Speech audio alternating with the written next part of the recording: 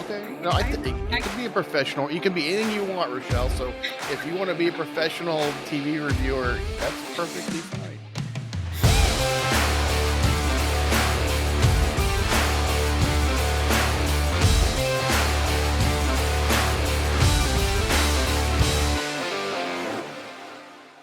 Hi, welcome to this edition of On Tap, presented by FCSI The Americas. I'm Wade Kaler, Executive Director. On Tap this week is one of the few registered dietitians within FCSI. She's such an amazing and funny lady that I can't wait to find out more about. Please welcome Associate Principal at Rippe Associates, Miss Rochelle Monahan. Hi, Rochelle. Welcome to the show. Hi, Wade. Great to be here. Absolutely. Finally got you on the show. I know we've tried for a couple of years now, and you were very nervous to be on the show. So I'm glad you finally relaxed enough to get, and I know there's some arm twisting from some other people that got you on the show. So yeah, that was a beauty of season 5 being all volunteered or voluntold that people were going to be on it. So you were thrown under the bus by a lot of your coworkers that you needed to be on the show. So I loved it. It was great. Because I think I talked to you about this 2 years ago or 3 years ago now at this point when we started doing this. So, but I also understood that the nerves will get to people. You don't need to. It's going to be a lot of fun today. As we do, we're just talking about you today. So let's get started the easy way. And that is, tell us a little bit about you, what your background is in food service and kind of how your path has taken you to be a food service consultant. Sure. So I went to school to be a registered dietitian. While I was in college, I spent 2 summers working at a camp in Wisconsin for people with disabilities. And I think my title was a dietary aide. So I was responsible for meeting with campers and caregivers at the beginning of the week, understanding their special dietary requirements, allergies, restrictions, all of that, and then planning and preparing the meals. And I think looking back, that was a lot of responsibility for a college kid who hadn't completed their education as a dietitian, but it was fun. I learned a lot doing that, and it was a fun job to have over the summer. So after college, I went on to do my dietetic internship out in Boston. And during my internship, a couple things happened. So I went in thinking, I'm going to be a clinical dietitian and I'm going to work in a hospital. It's going to be great. I did my clinical rotations and I was kind of like, I don't know if this is for me. But I really enjoyed the food service management rotations and thought maybe that would be my path. The other thing that happened during my internship was we had to do a business plan project. So my team and I decided that we were going to do a business plan for a cafeteria renovation for one of the retail venues on the hospital campus. The venue was just a mess. It didn't have very good flow, and it wasn't working well. So we thought, okay, we'll put together this business plan for this cafeteria. So as part of the project, I went online and I downloaded this program called Sweet Home 3D. It was free. And I made a 3D model of the space. So it was 2-level. The retail was on the first level, and then there was a staircase and seating above. And it had finishes, it had signage, it had little cashier stations with bowls of fruit. And I was really proud of it, and I had a lot of fun doing it. At the time, I had no idea that food service design was a job that somebody did.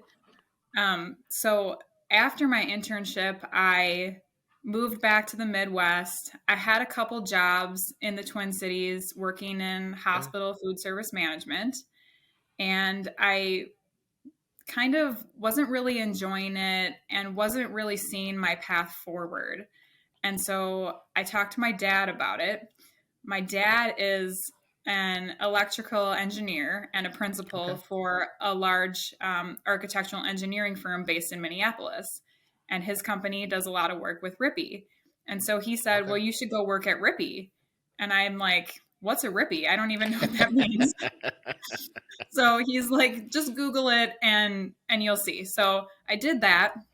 And I thought, well, this is something that I would really be interested in. they didn't have any job openings at the time, but I sent in my resume and I sent in some of these 3D views from the business plan that I had done during my internship.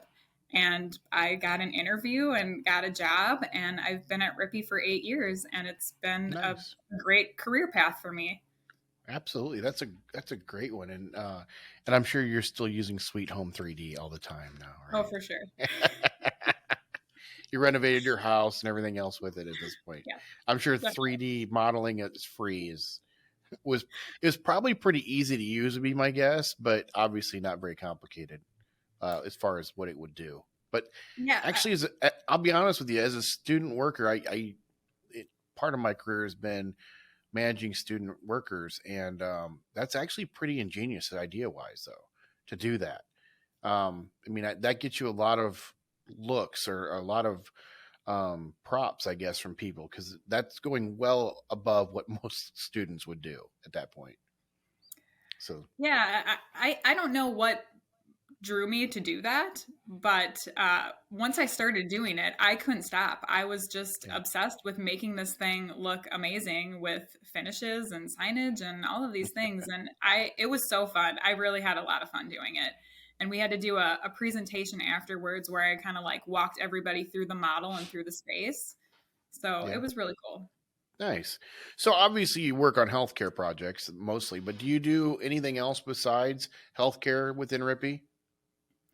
I work, I would say 95% of my projects are probably healthcare. I've Okay, worked on a few school projects. I think I worked on maybe one jail, one casino, but it's mostly just healthcare. okay. And when you start designing something, you've met with your client, you're going to build this thing out now, and you're going to start designing it. What is your method of madness, method of your mind map that you do to start this off? Are you straight to the computer now, or are you sketch it quickly on a napkin and then build it up from there? Do you something else in between? I mean, what's your method of madness? Yeah, I go straight to the computer. I actually I don't use Revit. We have a Okay, lot of Revit users in our office, and at some point I had thought maybe I should learn Revit, but we have so many people in our office that are really experts in Revit. yeah, I go to Bluebeam is where I start with kind of laying out bubbles and doing kind of space planning that way. I found that that is the easiest way for me to do it. okay.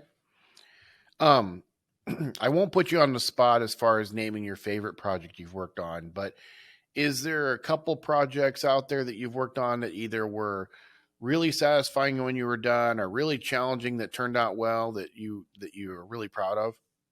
I can think of, yeah, there's several I can think of. I would say that my favorite projects are the ones that I've kind of seen through from start to finish and have led confidently. I can think of one in Appleton, Wisconsin. It was an orthopedic hospital and clinic, and it was one of the first projects that I really led on my own with minimal help from the principals at our company. So Nice. I did the programming, I did the schematic design, I had the all of the communications with the architectural team, with the owner and operator. Um, it's just it's rewarding when it's your baby, when you start Yeah, it and you exactly. finish it and see it through. And I had a great relationship with the client, and it turned out great. And that's the goal of what we do is to Yeah. make our clients happy and help them to achieve their goals. Yeah. And that was one where we did that. And I've gone on to do a couple more projects with the same group. Oh, So it's nice. nice to have a group that you know that you can work well with, who appreciate and value the work that you do. Absolutely. How amazing is it when you start working in Bluebeam and then you kind of turn it over to the Revit people within Rippy that it comes back to you and you see what you've built? Because you're not actually building it in Revit like you said, but you get to watch it and then it comes back to you in a somewhat completed format. I mean, how what's that feeling like when you get something back and now you're really seeing what you've done? Yeah, so when we start the projects, we're doing a rough sketch. We're Okay. dropping in some kind of representative pieces of equipment, doing a schematic design. Then it's going to our Revit project managers who are bringing it to life and using the actual pieces of equipment, and they have a chance to think through the design as well. And that's how we operate collaboratively. Is I've done this rough sketch, they take it, they bring it to life, they have a chance to think about it, ask some questions about the design intent, and we get to work on it together. And it's great to have that team effort and the collaboration within our office and within our team on a project. Nice. Besides being an amazingly fast sprinter, what is something that no one would ever guess about Rochelle? Hobby, interest, something of that nature. What's something no one would ever guess? Yeah, so I knew you were going to ask this question. And I was sitting with my husband and my kids earlier this week, and I asked my husband, what's something surprising about me? And he's like, I don't think I can really answer that question because I know you pretty well. But he's like, just think about like hobbies and interests and what you like to do. And I kind of jokingly said, well, I really like to watch Netflix. And my 4-year-old daughter chimes in. She's like, yeah, Mom, whenever I see you, you're just laying in bed watching TV. So I guess she thinks that I'm just a bum. So that was a nice response from her. But she's 4, so we can't trust anything she says. No, not yet. I agree. No. But I think, in all seriousness, I think something might be, I'm not super tidy, I guess. My workspace is kind of a mess, if you could see it right now. I would like to think that's surprising because I think the deliverables and the things that I produce as part of my job are detailed and thought out and buttoned up and logical. But my desk is a mess. I've heard that that's like a sign of creativity, so I just go with that. I'm just too creative. My desk is messy. I completely agree. That's what I've heard. It's creative as well. My desk in my office is a disaster most of the time. So I'm hanging on to that thought. Whether it's true or not, it doesn't matter to me. I'm just going to continue to say that it must be because my creative mind doesn't let me put things away. So, yeah, and I would love to tell you I know exactly where everything's at, but if you worked with me, you'd know that that's not always true either. Sometimes I have to search. So as a younger member of FCSI and a younger consultant, obviously, what is one piece of advice you give to anyone thinking of becoming a food service consultant, regardless whether they're young coming out of college or whether maybe it's a career transition they're thinking about doing after being in the industry? What's one piece of advice you'd give? I think, to my knowledge, there isn't a major in food service design. So we've all come into this starting from the beginning, learning from those around us. So I think that's one of the best things that you can do is find someone or a few people that can sort of mentor you, that you can get advice from and learn from and accept criticism from. And I think one of the big ways that I've learned things is by doing them. Yeah. You just have to do it sometimes, and accept advice and help from those around you. I don't know if that's great advice. I agree. Now, if you weren't in the food service industry, what do you think you'd be doing? Ooh, watching Netflix? I'm just kidding. A professional reviewer of movies and TV shows? Oh, maybe just TV shows. I can't watch movies. I don't know. I can watch like 7 episodes of a TV show in a row, but I can't watch a movie. I fall asleep. That's great. I don't know. Okay. You can be a professional. You can be anything you want, Rochelle. So if you want to be a professional TV reviewer, that's perfectly fine. You can be the writer, the reviewer for your local newspaper or a blog, whatever it is. I think honestly, it sounds amazing to me, to be honest. If I would love that job as well. If all I have to do is watch TV and write about it, that doesn't sound like a bad gig, actually. Yeah. So probably doesn't pay the greatest, but it still sounds amazing. I hear a lot from people at Rippe, and a lot of people from Rippe are very involved with FCSI, and all of them talk about how you're an amazing mom to both your kids, but a lot of people probably don't know you've got a special needs son, Sawyer, with a rare disease. So do you want to expand a little bit about that and kind of bring awareness to the disease that he's got and talk about, some of the joys and challenges of being a mom with special needs? Yeah, so Sawyer is 2. He was diagnosed when he was 3 months old with a rare genetic condition. It's a mitochondrial disease, and there are probably maybe 30 people in the world that have Wow. the specific disease that Sawyer has. Um, there are lots of different types of mitochondrial diseases, but his specific disease, it's a long name, but I'll say it. It's called leukoencephalopathy with thalamus and brainstem involvement and high lactate, or LTBL. So it primarily affects his brain. So he has seizures. Developmentally, he probably has the skills of a newborn baby, and he's 2. Okay. So he doesn't hold his head up. He doesn't sit up. He doesn't stand, walk, crawl. He doesn't talk. He does make noise, but he doesn't talk per se. And he doesn't eat by mouth. He has a feeding tube. Okay. So the first year of his life was pretty tenuous. We were in and out of the hospital with him a lot.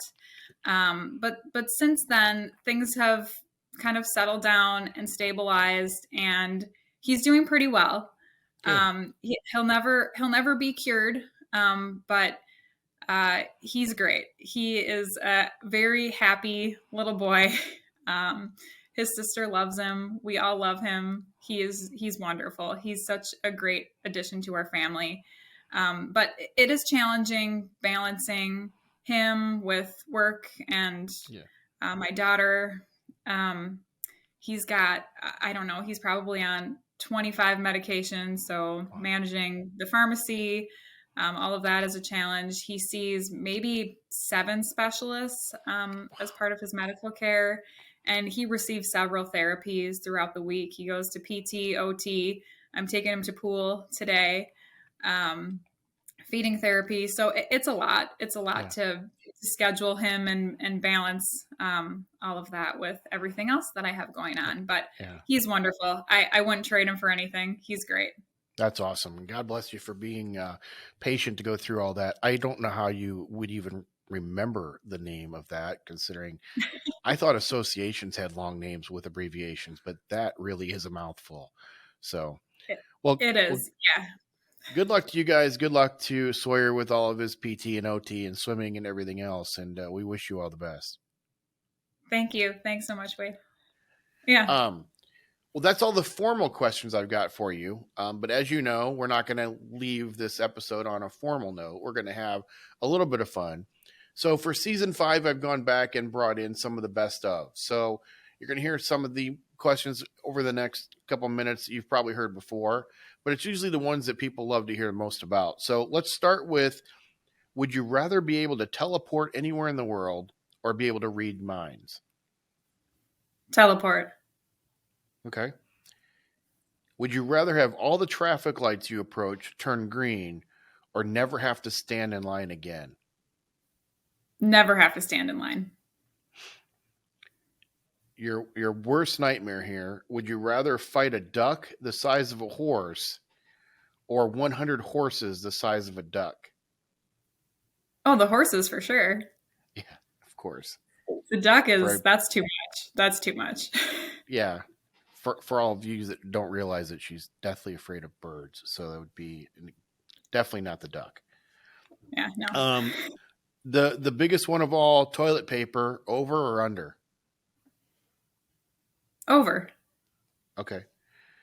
Double dipping when it comes to food, whether it's a sauce or a dip, yes or no? I think it depends. If it's only yours, then yeah. If it's at your house, yeah. If you're out with friends, maybe not. Okay. Your favorite curse word? Really? Am I allowed to say it? Yeah, we'll bleep it out. Oh. Very good. Would you rather know all the secrets to outer space or all the secrets of the ocean? Outer space. Okay. Would you rather never have to do laundry again or never have to do dishes again? I don't like either, but maybe I would say laundry. Okay. Would you rather have a personal housekeeper or a personal chef? Personal chef. Would you rather always have the same song stuck in your head or have an itch that you can't scratch? The same song stuck in my head. Okay. And the last one, would you rather give up your cell phone for an entire month or give up bathing for an entire month? Oh. I think cell phone. Okay. Well, that's all the questions I got for you today. But before we let you go, tell people a little bit more how they can get in touch with you. Yeah, I think you can get in touch with me through the FCSI website or through our website, rippeassociates.com, or LinkedIn. Well, that wraps up this edition of On Tap presented by FCSI The Americas. A special thanks to Rochelle for joining us today on the show. If you enjoyed this episode, please make sure to like and subscribe to our channel and help us out by sharing these episodes on your social media feeds. Until our next episode, cheers.